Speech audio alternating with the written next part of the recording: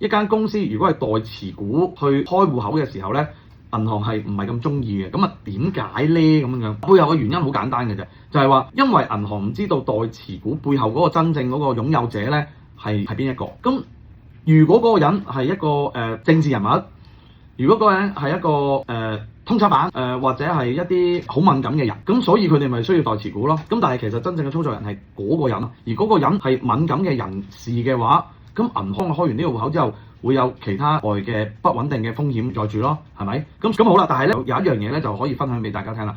如果你係諗住代持股，嗱，嫡系嘅親屬咧係唔當代持股咁去諗嘢㗎。例如咩咧？